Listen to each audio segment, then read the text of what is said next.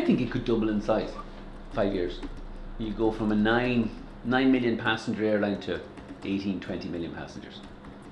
And that's half of that growth would be out of Ireland, half of that growth would be across Europe. Where, by the way, Aer Lingus has repeatedly tried the Gatwick base, the Belfast base, the Manchester base, and repeatedly failed. Like, why do they keep failing at something Ryanair does without thinking about it?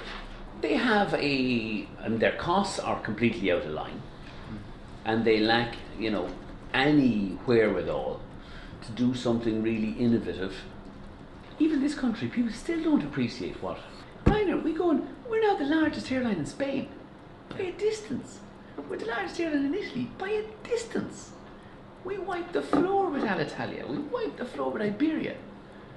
And we're a small paddy airline. Now tell me any other Irish company that does that anywhere in the world.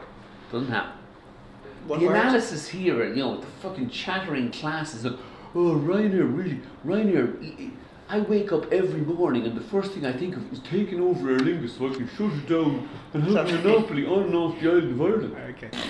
We have an able board and able management. We go and kick the shit out of the competition. Aer Lingus has an incompetent board and not much management.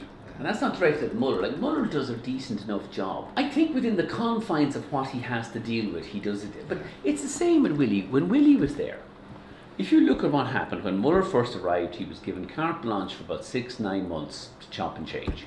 But that has now stopped again.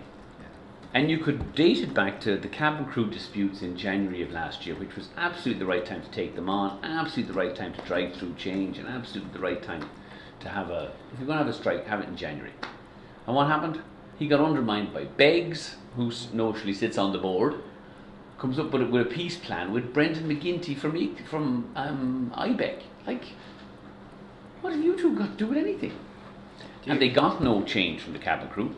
The cabin crew were allowed to, you can have you can volunteer to do these rosters, and if you volunteer to do these, you get extra money, and if you don't volunteer, you don't have to do it. You can't run a bloody roster like that. They claimed that as a victory.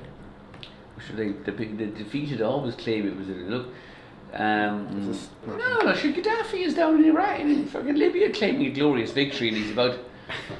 Chemical Ali was out in the fucking streets of downtown Baghdad saying we're winning, the American tanks were fucking driving along behind him.